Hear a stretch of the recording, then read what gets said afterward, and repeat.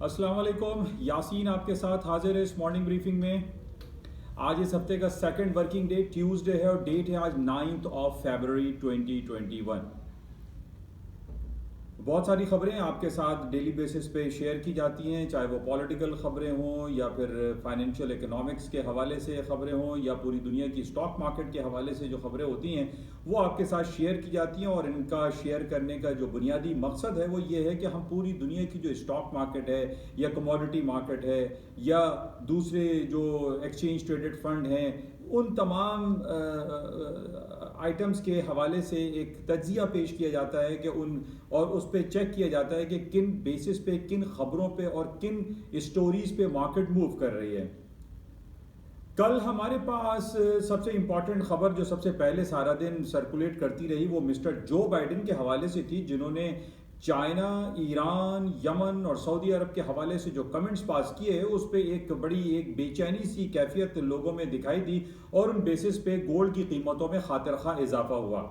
جیسے کہ میں ہمیشہ آپ سے اس بات کا اظہار کرتا چلا آ رہا ہوں کہ جناب گولڈ کی قیمتوں میں مندی، ڈاؤن فال نہیں آئے گا، اور اس کی اگر ہم کمپیریزن کرتے ہیں تو اگر ہم 20-25 سال پہلے جائیں یا 15 سال پہلے جائیں تو ہم یہ دیکھتے ہیں کہ پوری دنیا کی جو انٹرسٹ ریٹ تھا، جو شرح سود تھا، وہ بڑے درجات پر چل رہا تھا، یعنی 5%، 6%، 10%، 8%۔ لیکن آج ہم جو بڑی بڑی دنیا کی اکانومیز ہیں ان میں دیکھ رہے ہیں کہ امریکہ کا یا یورپین سینٹرل بینک کا یا جاپان کا یا سوئٹزرلینڈ کا، ان کے شرح سود 0 درجات میں ہے یا ایون بعض جگہوں پر منفی درجات میں انٹرسٹ ریٹ چل رہا ہے، یعنی آپ اپنے پیسے رکھتے ہیں تو بینکر پیسے اس میں سے کاٹ لیتا ہے۔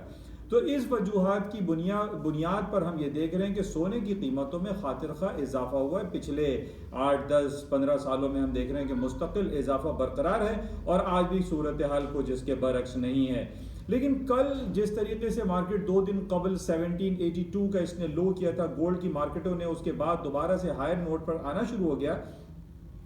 میں نے آپ سے اس بات کا جیسے ذکر کیا ہوا ہے کہ انٹرسٹ ریٹ جو ہے وہ نیچے کی طرف ہے، لیکن کل جو سارا دن جو بائیڈن صاحب کی 2 دن قبل جو انہوں نے ایک جھنجھوڑا ہے سعودی عرب کو کہہ لیجئے، یا انہوں نے چائنا کے خلاف بڑا سخت اسٹانس لیا ہے، یا انہوں نے سعودی عرب کے حوالے سے یہ بیان دے دیا ہے کہ جناب وہ اب سعودی عرب کا ساتھ نہیں دیں گے یمن کی وار کے حوالے سے، تو اس میں لوگوں میں بڑی بے چینی آئی اور ہم نے یہ دیکھا کہ سونے کی قیمتوں میں خاطر خواہ اضافہ ہوا۔ اور آج بھی اس وقت جو مارکیٹ کرنٹ چل رہی ہے وہ 1844-45 کے لگ بھگ مارکیٹیں چل رہی ہیں، حالانکہ جو ٹیکنیکل لیولز تھے اس کے 1830 وہ بھی بریک کر کے مارکیٹ اوپر آ گئی۔ اب اس کا امپورٹنٹ ریزسٹنس لیول جو ہے وہ 1845-46 کا ہے۔ If the market breaks this very important resistance level تو اس کے بعد مارکیٹوں میں مزید اوپر جانے کی گنجائش موجود ہے۔ لیکن یہ تمام حالات و واقعات کے پیش نظر ہی ہم یہ دیکھ رہے ہیں کہ سونے کی قیمتوں میں مستقل اضافہ دیکھنے میں آ رہا ہے۔ تو بہرحال اس کو ہم مزید دیکھیں گے، لیکن اس کے ساتھ ساتھ جیسے کہ پچھلے کچھ مہینے پہلے بھی میں نے آپ کو ایک ریلیشن کریٹ کی تھی کہ گولڈ کی قیمتوں میں تیزی یا گولڈ کی قیمتوں میں جو ڈاؤن فال آیا ہے وہ تھوڑا سا ریلیشن بن جاتا ہے بٹ کوائن کے ذریعے۔ اچھا، آج ہم یہ دیکھ رہے ہیں کہ دنیا میں سب سے زیادہ جو خبریں ہیں، جو سب سے زیادہ جو مرکز نگاہ بنا ہوا ہے وہ ہے بٹ کوائن، وہ ہے کرپٹو کرنسی، وہ ہے ڈیجیٹل کرنسی۔ نہ صرف بٹ کوائن بلکہ دوسری جو ایتھرم ہے یا منیرا ہے اور ایسی پائی ہے لاتعداد جو کرپٹو کرنسی ہے وہ ہم دیکھ رہے ہیں کہ مارکیٹ میں سرکولیٹ ہوتی چلی جا رہی ہیں، اور ان جو کرپٹو کرنسی ہے ان کا کوئی اسٹیشن ہمیں دکھائی نہیں دیتا۔ یہ پوری دنیا میں ہمارے موبائل، کمپیوٹر اور الیکٹرانک ڈیوائسز کے ذریعے یہ سرکولیٹ ہوتے چلے جا رہے ہیں اور اس سے ہی پیمنٹ کا ایک نیا سسٹم جنریٹ ہو رہا ہے۔ اور کل ہم نے یہ دیکھا کہ جب یہ خبر آئی کہ دنیا کا سب سے ریچسٹ مین، آج کی دنیا میں سب سے بڑا امیر ترین آدمی جس کو ہم ایلن مسک کے نام سے جانتے ہیں، جس نے الیکٹرانک گاڑیوں، ہائیبرڈ کار، بیٹری سے چلنے والی گاڑیاں پوری دنیا میں پھیلا دی ہیں، that is known as a Tesla کار۔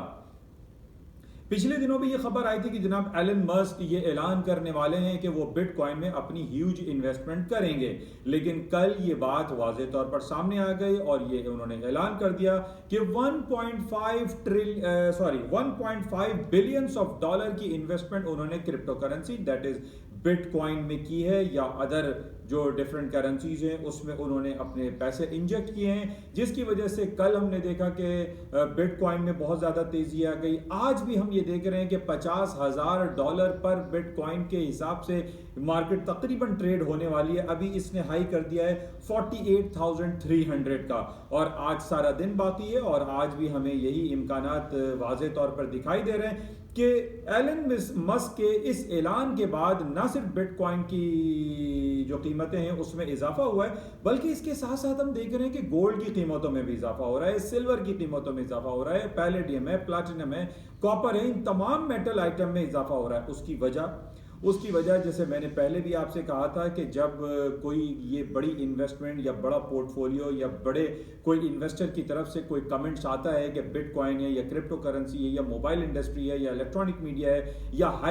جو ہائی ٹیک انڈسٹریز ہیں، اس میں جب اضافے کی بات آتی ہے تو اس کا ڈائریکٹلی امپیکٹ گولڈ مارکیٹ پہ پڑتا ہے. اس کی وجہ کیونکہ جس طریقے سے جب ایلن مسک بٹ کوائن میں انویسٹمنٹ کرنے جا رہا ہے تو اس کے بعد ہم یہ دیکھ رہے ہیں کہ تمام جو ہائی ٹیک انڈسٹریز ہیں ان میں اضافہ ہو جائے گا. بٹ کوائن ہمیں یہ سمجھنے کی ضرورت ہے کہ بٹ کوائن جنریٹ کیسے ہو رہا ہے، بٹ کوائن کی اضافہ کیسے ہو رہا ہے، اس کی قیمتوں میں دن بدن اضافہ کیوں ہو رہا ہے. اس کی وجہ یہی ہے کہ جس طریقے سے بہت سارے آپ نے سنا ہوگا کمپیوٹر میں جو ان کا ایک گرافک کارڈز ہوتا ہے اس کو زیادہ سے زیادہ استعمال کرنے سے، اس میں زیادہ ان پٹ کرنے سے، یا آپ کی جو ڈیوائسز ہیں الیکٹرانک ڈیوائس، آپ جب اس کے اندر اس کو یوز کرتے ہیں، اس کے میموری کارڈ کو، اس کی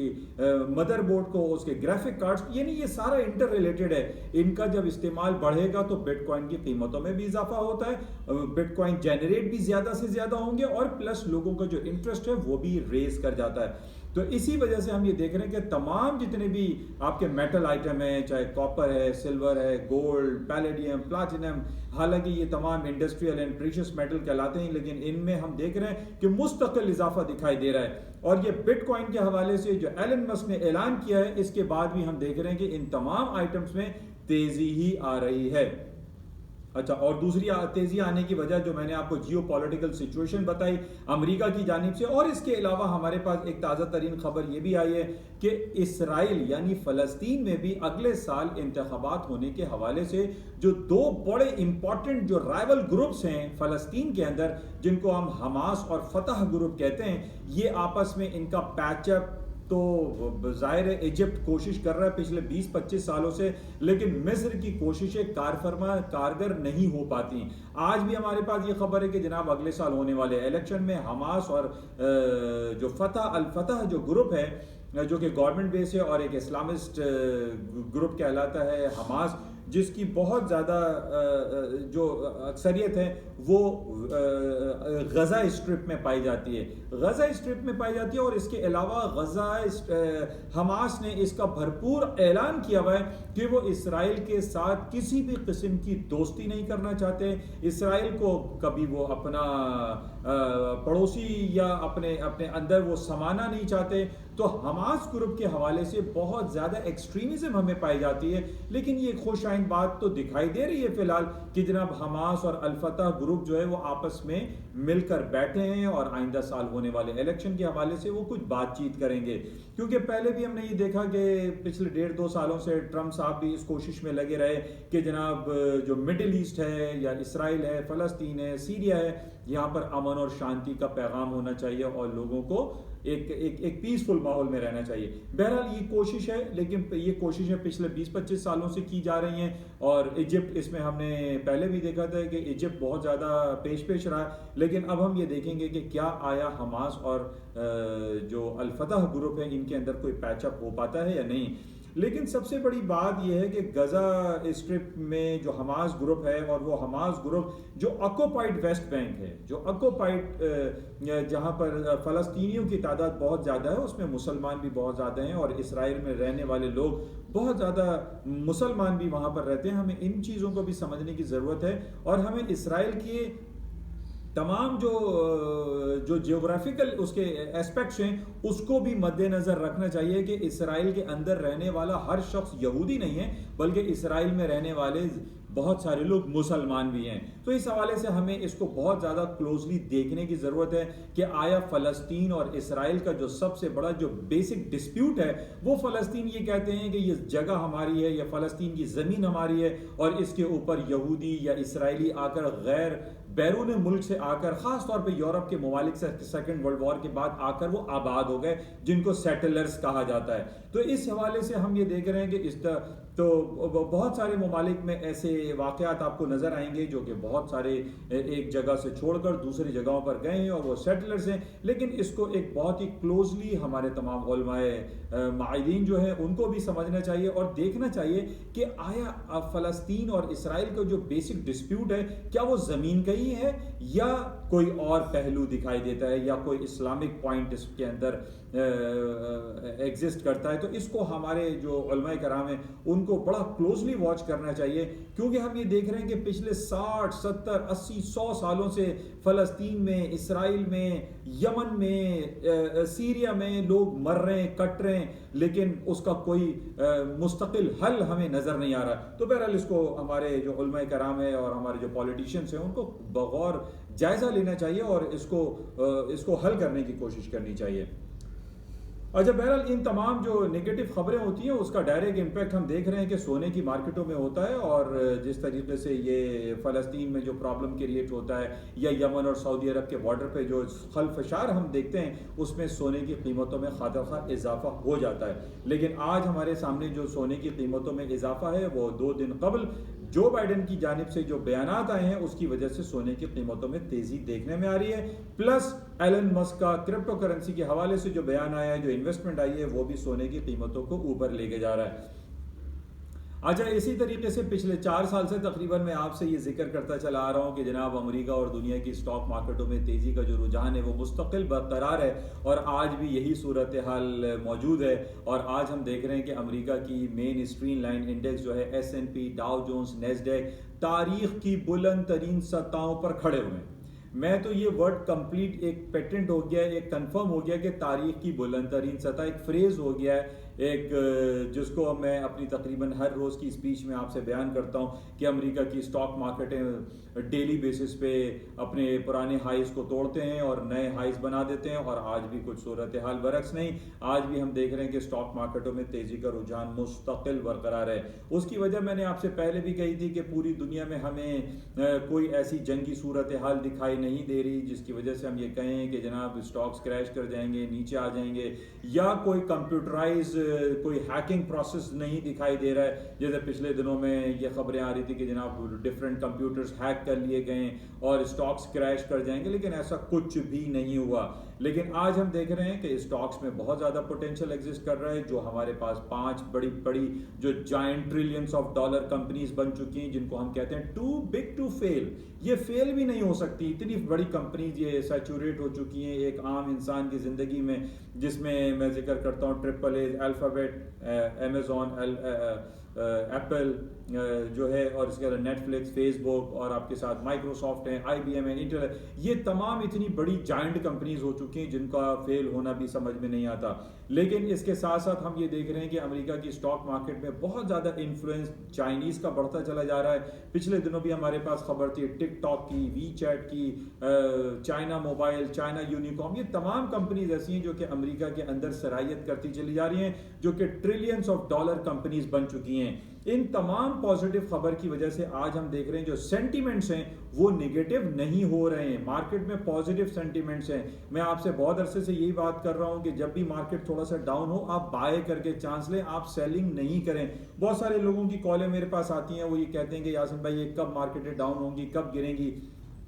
اور ہم بہت زیادہ لاسز بیئر کر رہے ہیں اور اپنا فنڈ انجیکٹ کر رہے ہیں اور اس ہوپ پر بیٹھے ہوئے ہیں کہ مارکیٹ کسی دن ڈاؤن فال ہو جائے گی. لیکن ایسا نہیں ہو رہا ہے. تو بہرحال اس کو آپ لوگ پراپرلی اپنے پورٹ فولیو کو مینیج کریں، اپنے ہیوج لاسز کو کاٹنے کی بھی کوشش کریں، اور اس فائنینشیل مارکیٹ جو کہ ایک بڑی ہائیلی رسکی مارکیٹ ہے، اس میں جب تک آپ لاس کاٹنا نہیں سیکھتے آپ کما بھی نہیں سکتے، آپ پروفٹ گین نہیں چیک کر سکتے، چاہے وہ پاکستانی اسٹاک ایکسچینج ہو یا دنیا کا کوئی بھی فائنینشیل انسٹیٹیوشن ہو جہاں پر جو اپنے اسٹیک لگاتے ہیں آپ کو لاسز کاٹنے پڑتے ہیں، اور لاس کاٹنے کے بعد ہی آپ کچھ بہتر ڈیسیجن لے سکتے ہیں، ورنہ آپ کو ہمیشہ یہی دکھائی دے گا کہ مارکیٹ کریش ہو جائے گی، مارکیٹ گر جائے گی، مارکیٹ کو فال ہو جائے گی، لیکن ایسا نہیں ہو رہا ہے۔ تو بہرحال اپنے پورٹ فولیو کو آپ بہت محتاط انداز سے مینیج کرنے کی کوشش کریں۔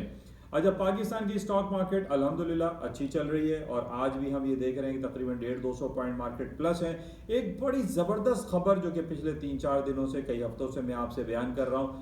RDA، روشن digital account. Pakistan state bank نے ایک بڑا زبردست انیشیٹو لیتے ہوئے روشن ڈیجیٹل اکاؤنٹ کی اوپننگ کی، اور پاکستان کے جو بیرون ملک پاکستانی جو رہتے ہیں وہ اپنا ایزیلی پاکستان کے بینکوں میں اپنا اکاؤنٹ کھول سکتے ہیں، اور وہاں سے پیسے کو ٹرانسفر کر سکتے ہیں، اور ایزیلی ریمیٹنسز آپ بھیج سکتے ہیں۔ تو ہمارے پاس جو ریکارڈز موجود ہوئے ہیں یا جو ریکارڈز آ رہے ہیں اس میں تقریباً $500 ملین کی اب تک انویسٹمنٹ پاکستانی جو باہر فارن ملکوں میں ہیں وہ پیسہ بھیج چکے ہیں، جس کی وجہ سے ہم یہ دیکھ رہے ہیں کہ پاکستان کے روشن ڈیجیٹل اکاؤنٹ کی تعداد بھی بڑھتی چلی جا رہی ہے، اور اس میں آنے والے رقم کی جو تعداد ہے وہ بھی کافی ایک خوش آئند ہے، ایک بڑا زبردست پہلو ہے، اور اس کے جو اعداد و شمار ہیں وہ بڑھتے چلے جا رہے ہیں، جو کہ پاکستان اکانومی کے لیے بڑا ایک خوش آئند پہلو ہے۔ اور اس کے ساتھ ہی جو عمران خان صاحب کی جو نیا پاکستان ہاؤسنگ اسکیم کے حوالے سے جو انیشیٹو ہے، اس کی وجہ سے بھی ہم یہ دیکھ رہے ہیں کہ باہر سے لوگ پیسے بھیج رہے ہیں، اور ظاہر ہے اس میں کہیں پوچھ گچھ نہیں ہو رہی ہے کہ پیسہ آپ باہر سے جو بھیج رہے ہیں وہ آپ اس کی کوئی رپورٹ پیش کریں گے، پیسہ آپ نے کہاں سے کمایا، ایسی بھی کوئی صورتحال نہیں ہے، کوئی بیریئرز نہیں لگے ہوئے، جس کی وجہ سے ایک ہیوج فنڈ پاکستان کی اکانومی میں انجیکٹ ہو رہا ہے۔